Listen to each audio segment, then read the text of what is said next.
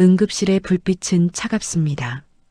희미한 심박기 소리와 의료진의 긴박한 목소리. 혈압 떨어집니다. 준비하세요.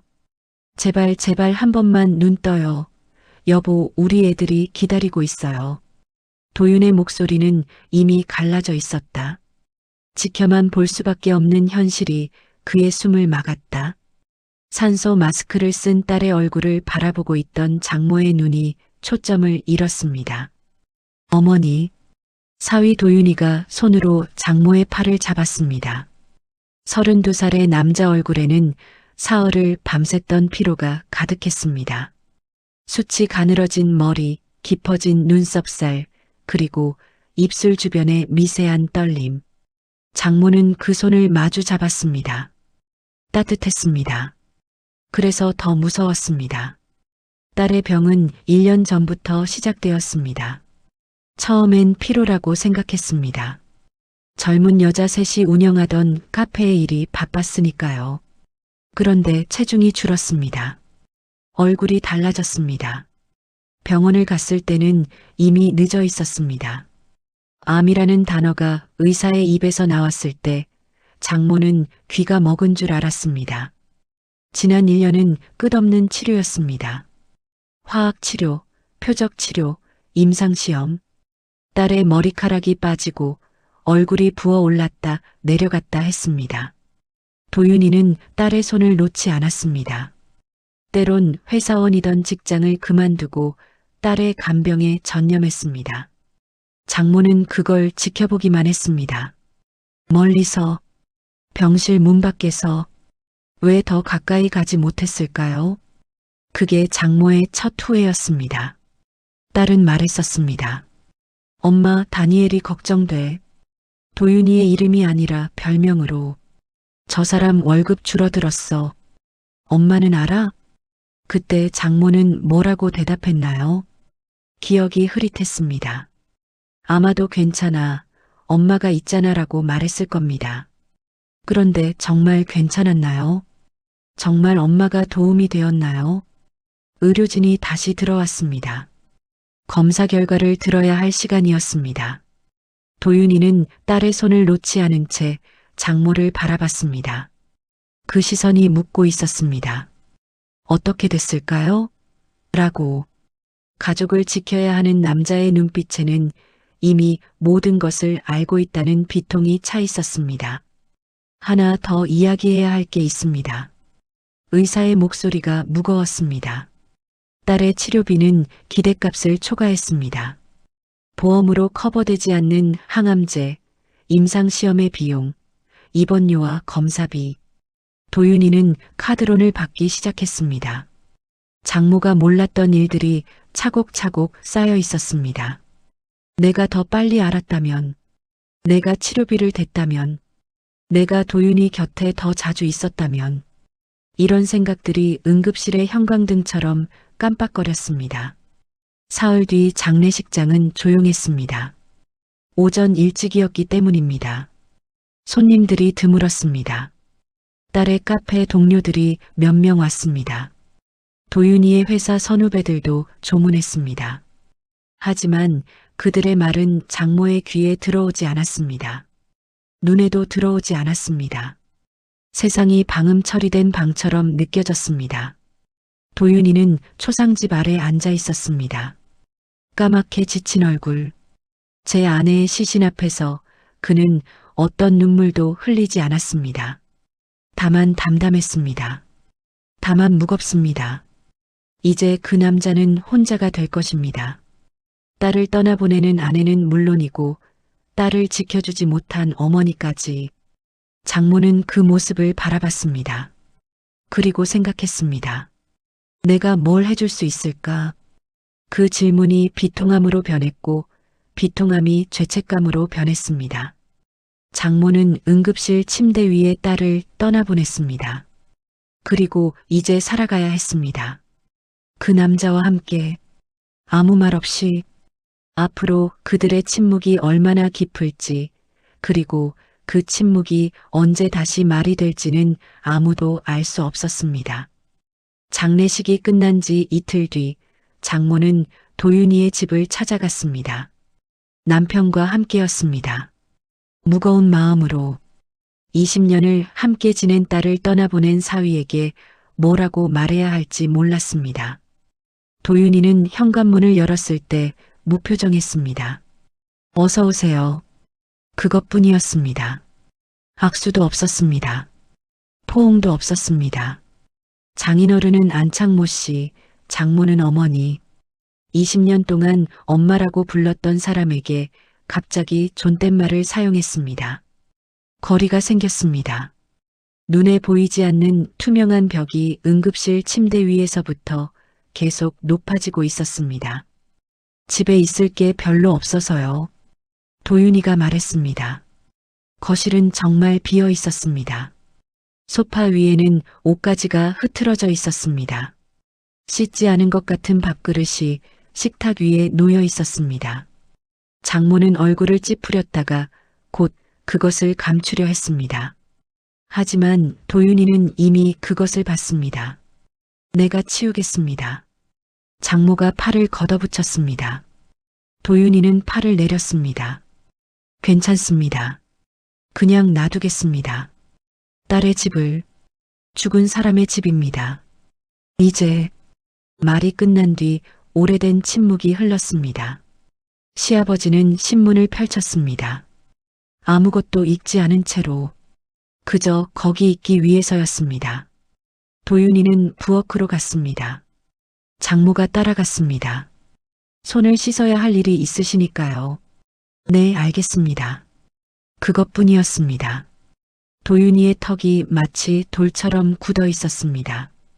장모는 그의 뒷모습을 바라봤습니다. 재킷을 벗은 팔이 가늘어져 있었습니다. 목덜미도. 이 남자는 한 달 만에 이렇게 변했습니다. 아니, 한 달이 아니라 1년입니다. 1년 동안 지속된 간병의 무게가 모두 이 남자의 몸 위에 쌓여 있었습니다. 도윤아. 장모가 말을 걸었습니다. 도윤아라고. 씨를 빼고 딸처럼 애정 있게. 하지만 도윤이는 돌아서지 않았습니다. 싱크대에 손을 담갔습니다. 차가운 물이 흘렀습니다. 뭐가 필요하면 말하세요. 엄마도 있고 아버지도 있고. 네. 감사합니다. 반려적인 대답이었습니다. 마치 호텔 직원이 손님에게 하는 말처럼 장모의 가슴에 뭔가 튀어나올 것 같은 답답함이 느껴졌습니다. 하지만 그것을 눌렀습니다. 절제했습니다. 2주일 뒤 장모는 다시 도윤이의 집을 갔습니다. 이번엔 혼자였습니다. 반찬과 죽을 들고 도윤이는 피곤한 얼굴로 문을 열었습니다. 일을 다니기 시작했다는 걸 알 수 있었습니다. 새로운 일이었습니다. 배송 관련 일이었습니다. 저녁 일이었습니다. 이제 일을 시작했어요? 네. 그럼요. 도윤이가 짧게 대답했습니다. 가방을 어깨에 걸고 있었습니다. 시간이 없었습니다. 또 거리가 깊어졌습니다. 장모는 반찬을 냉장고에 집어넣고 나갔습니다. 아무것도 묻지 않았습니다. 아무것도 물어볼 수 없었습니다.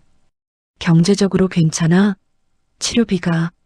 한번 이렇게 말을 꺼냈다가 도윤이의 얼굴에 그림자가 생기는 걸 봤습니다. 그 이상 더 물으면 안 될 것 같았습니다. 그래서 멈췄습니다. 시간이 흘렀습니다. 반달이 지났습니다. 장모는 도윤이의 모습을 자주 궁금해했습니다. 하지만 만나지는 않았습니다. 전화도 자주 걸지 않았습니다. 이미 상할 대로 상했다고 생각했나요? 아니면 상하게 할까봐 조심했나요? 구분이 안 갔습니다. 어느 날 밤 남편이 물었습니다. 저 남자는 어떻게 지내고 있을까? 장모는 대답하지 않았습니다. 알고 싶으면서도 알고 싶지 않았습니다. 2주일 뒤의 새벽입니다. 장모는 감이 오는 대로 새벽 시장에 갔습니다. 생선을 사려고. 그곳에서 사위를 봤습니다. 트럭 옆에 서 있는 도윤이, 그리고 그의 옆에 있는 딸의 모습이 분명히 딸은 8살이었습니다. 도윤이의 첫째, 그리고 그 옆에 또 다른 아이가 있었습니다. 6살, 둘째, 두 아이는 추위에 떨고 있었습니다. 새벽 3시에 새벽시장에서 먼지투성이인 배송 트럭 옆에서 도윤이는 짐을 싣고 있었습니다. 손가락이 파래졌습니다. 콧물이 흘렀습니다. 아이들도 마찬가지였습니다. 장모는 그 장면을 보고 멈췄습니다. 완전히 멈췄습니다. 세상의 모든 소리가 들리지 않았습니다. 시장의 잡음, 트럭의 엔진음, 바람소리, 아무것도 들리지 않았습니다. 저 남자가 아이들을 새벽에 그 생각만 계속 맴돌았습니다. 도윤이는 아이들을 데리고 배송 일을 하고 있었습니다. 두 남매가 함께 새벽 4시에 장모의 눈물이 흘렀습니다. 하지만 그곳에서는 울 수가 없었습니다. 걸음을 돌렸습니다. 그냥 돌아왔습니다. 생선을 사지 않고 집에 돌아왔을 때 남편이 물었습니다. 생선 사왔어? 못 샀어. 왜? 장모는 대답할 수가 없었습니다. 무엇을 말할 수 있을까요? 사위가 두 아이를 데리고 새벽 시장에서 일하고 있다는 게요. 딸이 죽고 아내가 죽고 그것이 남긴 빚이 그 남자를 새벽으로 내몰았다는 게요. 내가 뭘 할 수 있을까? 그것은 일장에서의 질문이었습니다. 그런데 지금 그 질문이 다시 돌아왔습니다. 하지만 이번엔 답이 달라야 했습니다. 더 이상 미안해하기만 해서는 안 되는 답이. 장모는 그 밤 잠을 이루지 못했습니다. 새벽 3시 도윤이가 일어나는 시간에 장모도 일어났습니다. 아무 말도 없이 그저 일어났습니다. 내가 가야 한다. 그것이 새로운 결심이었습니다. 그 다음 새벽도 장모는 일어났습니다. 더 이상 감이 아니었습니다. 결심이었습니다. 새벽 3시 시계 알람도 울리지 않았습니다. 몸이 자연히 깼습니다. 집을 나갔습니다. 남편은 모르고 있었습니다. 그냥 나갔습니다. 새벽 시장은 여전히 어두웠습니다. 가로등 몇 개만 켜져 있었습니다. 생선 냄새와 얼음 냄새가 뒤섞여 있었습니다. 장모는 도윤이의 트럭을 찾았습니다. 어제와 같은 자리에 있었습니다. 도윤이는 짐을 내리고 있었습니다. 손가락의 색이 검었습니다. 감각이 없어 보였습니다. 두 아이는 트럭 뒷자리에 앉아 있었습니다. 긴 팔 내복을 입은 8살 딸, 그 옆에 6살 아들, 둘 다 눈이 반쯤 떠 있었습니다. 자고 있는 건지 깨어 있는 건지 구분이 안 갔습니다. 도윤아, 장모가 불렀습니다. 도윤이가 돌아섰습니다. 그의 얼굴이 굳었습니다. 놀람이었습니다. 그 다음은 무언가 다른 감정이었습니다. 부끄러움인지 분노인지 그것을 분간하기 어려웠습니다. 어머니, 너 지금 아이들을 데리고 배송을. 말이 끝나지 않았습니다. 말을 완성할 수가 없었습니다. 네, 그렇습니다. 도윤이가 담담하게 말했습니다. 마치 날씨 얘기를 하듯이, 마치 자연스러운 일을 설명하듯이. 이게 무슨, 어머니, 시간이 없습니다. 도윤이가 다시 짐을 들었습니다. 손에 들린 상자는 매우 무거워 보였습니다. 팔이 떨렸습니다. 아니면 추위 때문에 떨리는 건가요? 구분이 안 갔습니다. 아이들이 왜 학원 가기 전에 올 수 있으니까요. 학원? 네. 아침 7시에 학원이 있습니다. 도윤이가 다음 상자를 집었습니다. 계속 움직였습니다. 멈추지 않았습니다. 마치 멈추면 안 되는 사람처럼, 멈추면 무너질 것 같은 사람처럼. 도윤아, 이건 너무. 어머니, 제발 그만해 주세요. 도윤이의 목소리가 바뀌었습니다. 차가워졌습니다. 얼음처럼 차가워졌습니다. 침묵만이 흘렀습니다. 새벽 시장의 바람소리만 들렸습니다.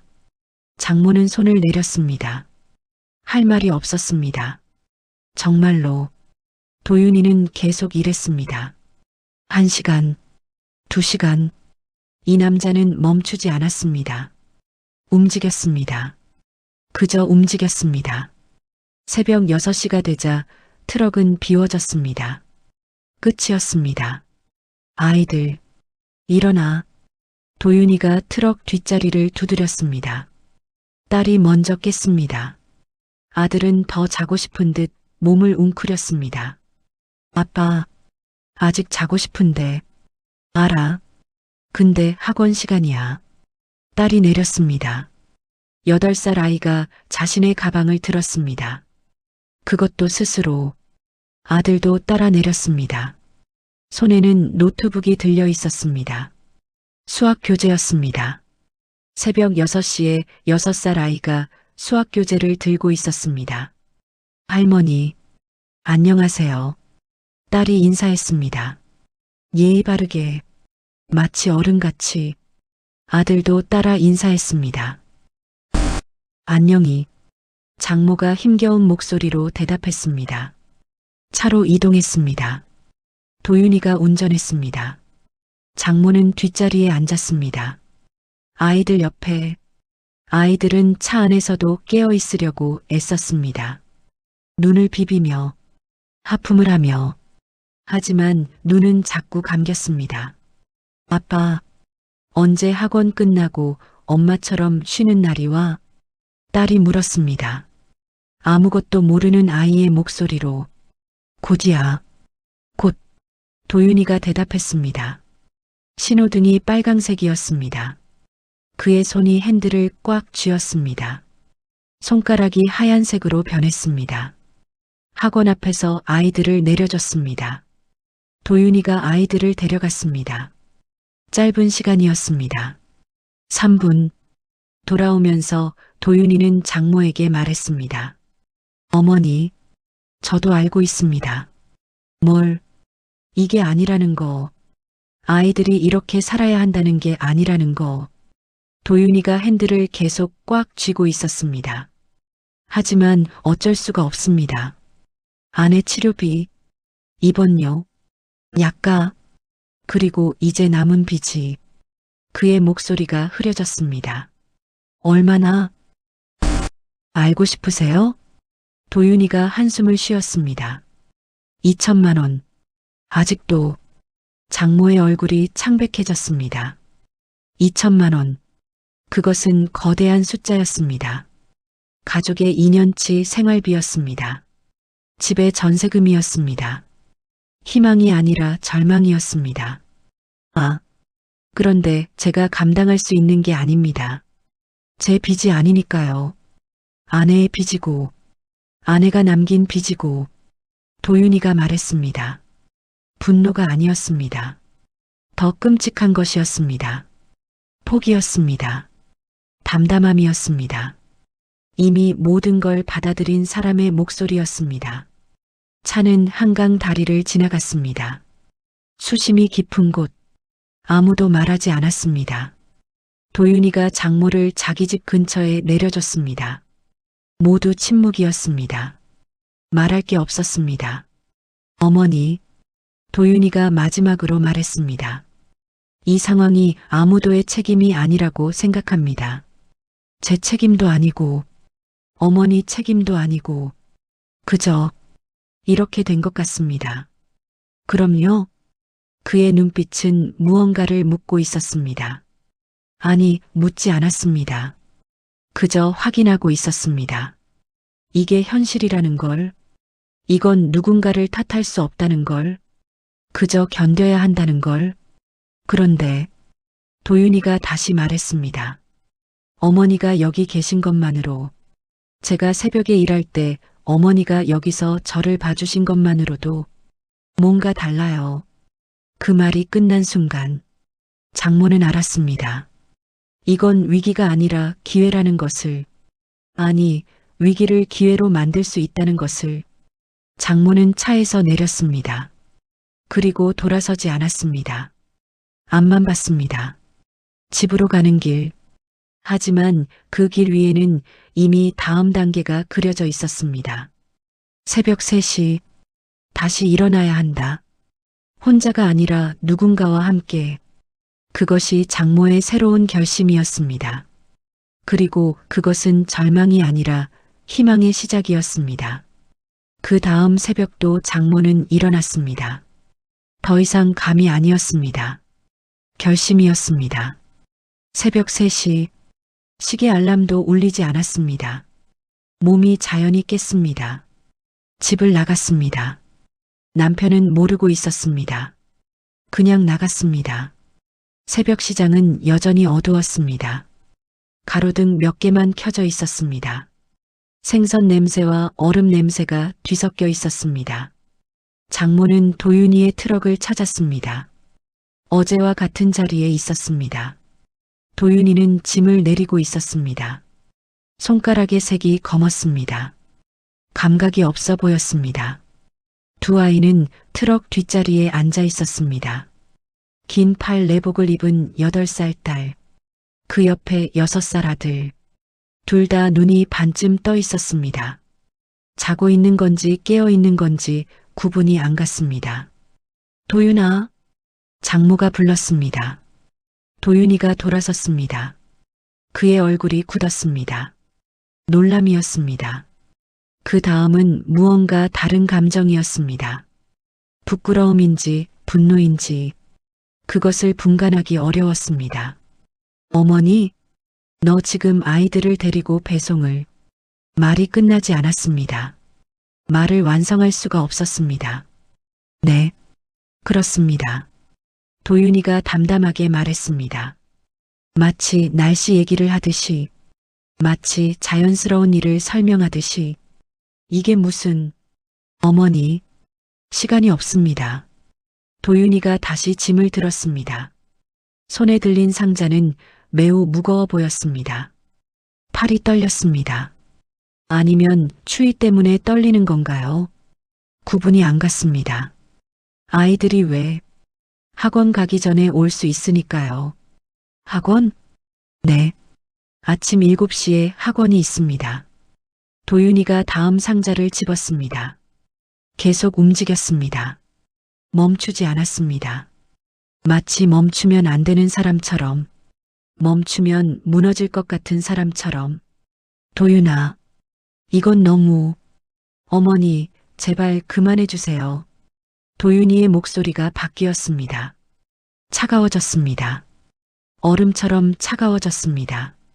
침묵만이 흘렀습니다. 새벽 시장의 바람소리만 들렸습니다. 장모는 손을 내렸습니다. 할 말이 없었습니다. 정말로 도윤이는 계속 일했습니다.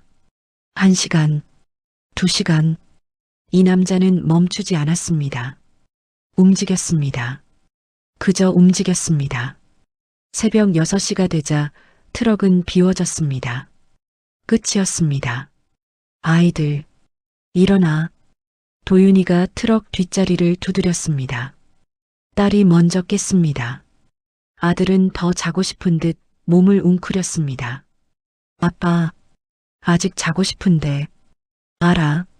근데 학원 시간이야. 딸이 내렸습니다. 8살 아이가 자신의 가방을 들었습니다. 그것도 스스로. 아들도 따라 내렸습니다. 손에는 노트북이 들려 있었습니다. 수학 교재였습니다.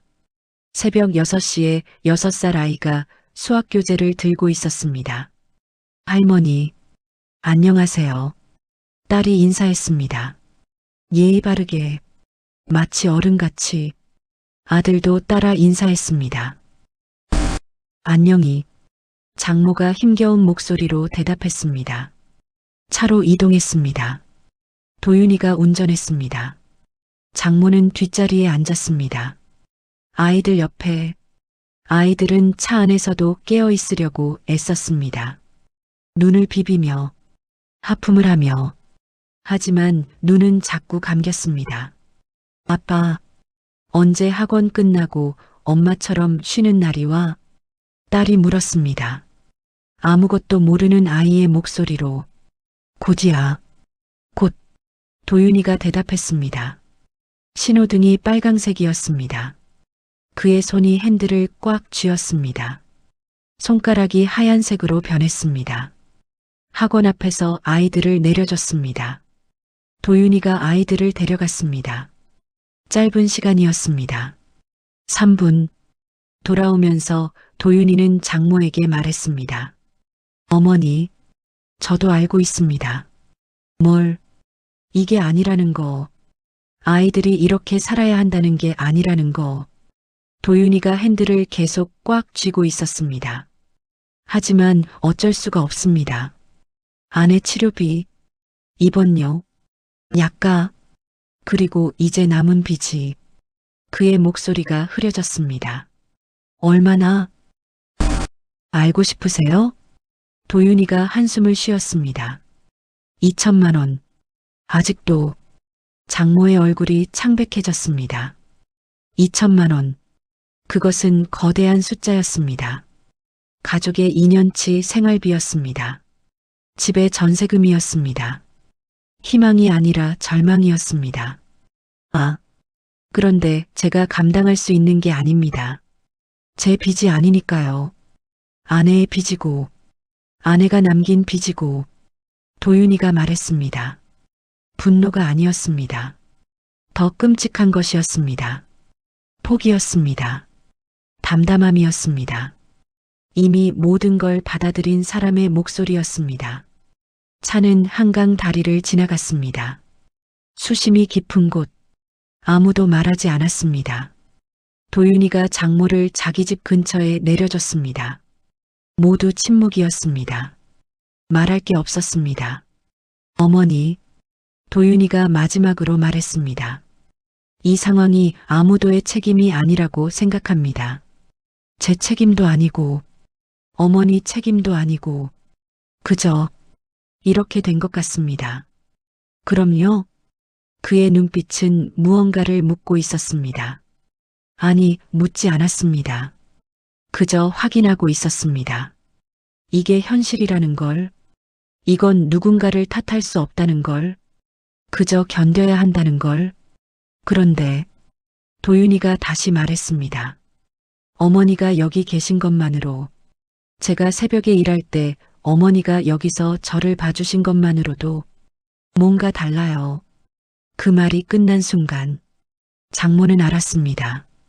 이건 위기가 아니라 기회라는 것을, 아니, 위기를 기회로 만들 수 있다는 것을.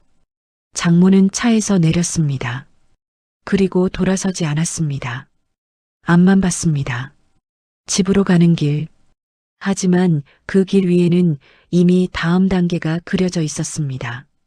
새벽 3시, 다시 일어나야 한다. 혼자가 아니라 누군가와 함께. 그것이 장모의 새로운 결심이었습니다. 그리고 그것은 절망이 아니라 희망의 시작이었습니다. 1년이 지났습니다. 새벽 시장은 여전히 어두웠습니다. 가로등도 여전했습니다. 생선 냄새와 얼음 냄새도 여전했습니다. 하지만 변한 것이 많았습니다. 도윤이의 트럭 옆에는 이제 3사람이 섰습니다. 장모와 장모의 남편, 그리고 도윤이. 아이들은 트럭 뒷자리에서 잤습니다. 더 이상 반쯤 떠있는 눈이 아니라 충분히 자는 눈이었습니다. 학원 시작 1시간 전에 일어나면 충분했기 때문입니다. 손가락들이 움직였습니다. 네 쌍의 손, 검지와 중지와 약지와 소지, 모두 정상이었습니다. 더 이상 창백하지 않았습니다. 빠르고 정확했습니다. 팀을 이루었습니다. 아버지, 그 상자는 왼쪽에. 알았어. 시아버지와 사위. 1년 전에는 생각도 못했던 대화였습니다. 존댓말도 아니었습니다. 할 말을 하는 자연스러운 대화였습니다. 장모는 상자를 세었습니다. 오늘의 배송량 30개, 예상 시간 1시간 10분. 이미 계산되어 있었습니다. 그들은 시간을 압축하는 방법을 알고 있었습니다. 이제는 새벽 5시 반에 모든 배송이 끝났습니다. 아이들을 학원에 데려다주고 돌아올 시간도 충분했습니다. 도윤이의 얼굴을 보면 따뜻함이 있었습니다. 이제 그는 혼자가 아니라는 걸 안다는 따뜻함이었습니다. 엄마, 이제 거의 다 갚았어. 도윤이가 말했습니다. 어느 날 저녁 집에 돌아와서 얼마나 남았어? 300만 원. 장모는 웃었습니다. 그럼 이제 끝이네. 네. 아내가 남긴 빚을 우리가 함께 갚았어요. 그 말이 끝나자 잠깐의 침묵이 흘렀습니다. 하지만 슬픔의 침묵이 아니었습니다. 성취의 침묵이었습니다. 그래. 지금은 살아가는 거고 앞으로는 살아나가는 거야. 장모가 말했습니다. 2년 동안 많은 것이 변했습니다. 아이들은 학원 성적이 올랐습니다. 할머니와 함께 새벽에 일어나는 삶이 규칙적이었고 그것이 공부에 집중하게 했습니다. 8살 딸은 학교에서 상을 받았습니다. 6살 아들도 산수 선생님이 칭찬했습니다. 왜 갑자기 잘하기 시작했어요? 몰라요. 할머니랑 새벽에 일어나니까 그냥 좋아요. 아이는 그렇게 대답했습니다. 8살이 모르는 것. 그것은 안정감이었습니다. 누군가 나를 지켜준다는 안정감이었습니다. 도윤이는 배송일 외에 다른 일을 하나 더 시작했습니다. 야간 편의점 알바였습니다. 저녁 6시부터 밤 11시까지 월 30만 원. 작지 않은 돈이었습니다. 피곤하지 않아? 장모가 물었습니다. 괜찮습니다. 아이들도 이웃 사람이 봐주고 어머니도 계시고 도윤이가 말했습니다. 이제 그는 혼자가 아니라는 것을 알고 있었습니다. 그것이 피로를 견디게 했습니다. 장모의 남편도 변했습니다. 처음에는 신문을 읽으며 지나가던 남자였습니다. 하지만 이제는 새벽 4시에 일어나서 함께 나갔습니다. 트럭에 올라타고 상자를 나르고 때론 도윤이와 농담을 주고받았습니다. 여보, 넌 왜 나갔어? 장모가 한번 물었습니다. 아, 딸이 죽고 사위가 고생하고 넌 나갔고 내가 뭘 했나 싶었어. 그래서 나갔지. 남편이 대답했습니다. 불필요한 말이 없었습니다. 하지만 충분했습니다. 봄이 왔습니다. 도윤이의 집에 봄꽃이 피었습니다. 장모가 심어준 튤립, 노란색이었습니다. 아이들이 매일 그것을 봤습니다. 할머니, 꽃이 예쁘네요. 그치, 우리도 저렇게 다시 피어날 거야. 장모가 말했습니다. 새벽 4시, 더 이상 낯선 시간이 아니었습니다. 도윤이는 눈을 떴습니다. 시계를 볼 필요도 없었습니다. 몸이 알고 있었습니다. 아이들도, 할머니도, 아버지도 새벽 시장으로 가는 길, 가로등이 밝혔습니다. 여명이 올라오고 있었습니다. 푸른색이었습니다. 새로운 날의 색깔이었습니다.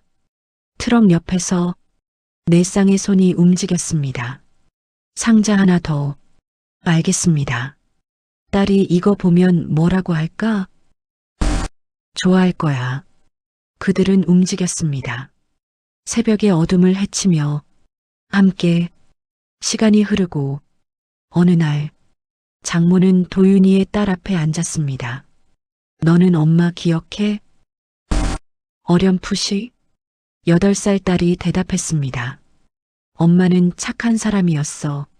정말 착한 사람이었어. 그리고 엄마가 남긴 게 뭔지 알아? 뭐요? 바로 너랑 내 오빠, 그리고 너희 아버지. 장모가 말했습니다. 우리가 함께니까. 엄마는 사라진 게 아니라 우리 안에 있는 거야.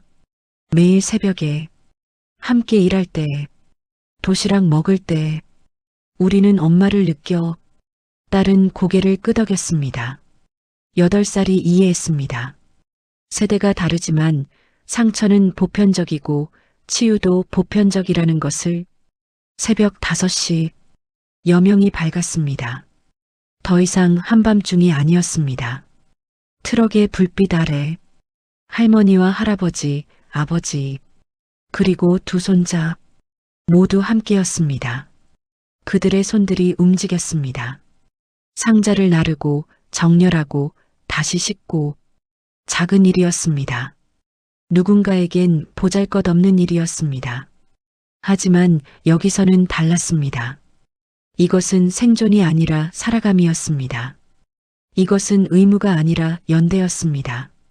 이것은 고통이 아니라 희망이었습니다. 한 달, 석 달, 1년, 그리고 또 1년. 시간은 흘렀습니다. 아이들은 더 컸습니다. 딸은 10살이 되었습니다. 아들은 8살이 되었습니다. 둘 다 새벽 일을 자연스러워했습니다. 당연했습니다. 이것이 삶의 일부라고 생각했습니다. 도윤이는 빚을 다 갚았습니다. 2천만 원 모두 갚았습니다. 새벽 배송일, 야간 편의점일, 그리고 가족의 돈 모두를 모아 다 갚았습니다. 그날 도윤이는 장모에게 말했습니다. 이제부터는 나 혼자 아니라 우리 함께 살아가는 거겠죠? 그래. 우리는 이미 함께였어. 넌 이제야 깨닫는 거고. 장모가 대답했습니다. 새벽 트럭의 불빛은 여전히 어두운 새벽을 비추고 있습니다. 하지만 그 불빛 아래는 더 이상 절망이 아닙니다. 그곳은 무너진 가족이 다시 일어서는 자리입니다. 죽음과 빚으로 갈라진 가족이 다시 만나는 자리입니다. 세대를 넘어 손을 잡는 자리입니다. 새벽 5시, 할머니의 손, 할아버지의 손, 아버지의 손, 그리고 두 손자의 손, 모두 따뜻합니다. 모두 정상입니다. 모두 함께합니다. 그들은 알고 있습니다.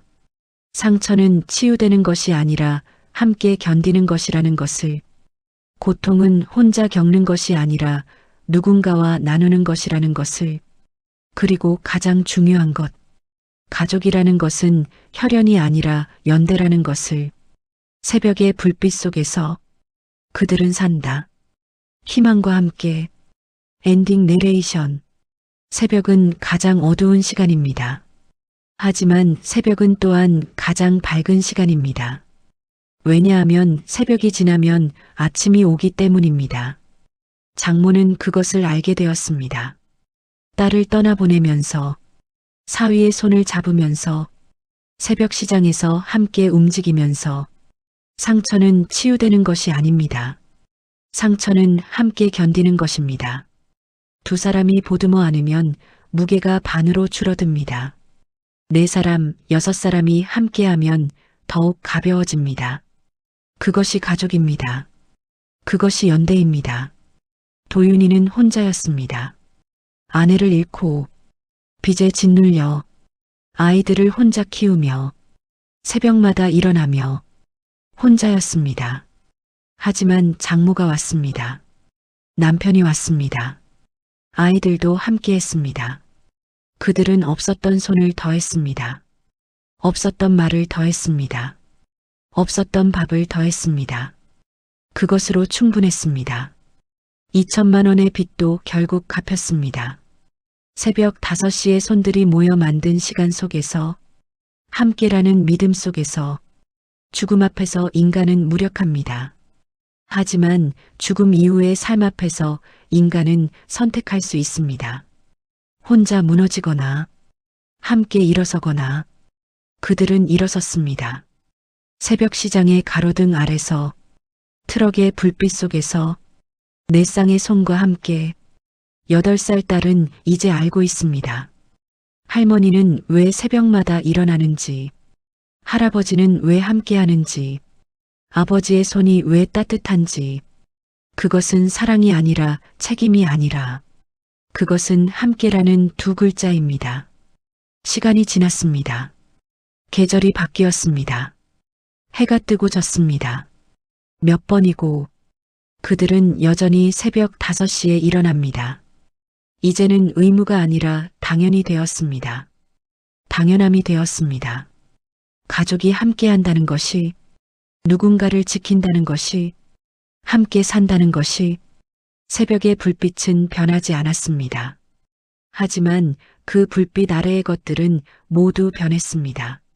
절망은 희망으로, 고통은 나눔으로, 혼자는 함께로, 그리고 가장 중요한 것, 죽음으로 갈라진 가족은 다시 만났습니다. 응급실의 침대 위에서 끝났던 이야기는 새벽 시장에서 다시 시작되었습니다. 다른 형태로, 다른 얼굴로, 하지만 같은 손으로. 새벽 5시, 할머니의 손, 할아버지의 손, 아버지의 손, 그리고 두 손자의 손, 모두가 함께 움직입니다. 누군가는 물을 마시고, 누군가는 밥을 먹고, 누군가는 손을 잡습니다. 작은 일입니다. 누군가에겐 보잘것없는 일입니다. 하지만 여기서는 그것이 가장 소중한 일입니다. 왜냐하면 그것은 혼자가 아니라 함께이기 때문입니다. 혼자가 아니라는 것, 그것이 모든 것을 바꿉니다. 새벽의 불빛 속에서 그들은 산다. 희망과 함께, 사랑과 함께, 그리고 무엇보다 함께, 그것이 살아가는 것입니다.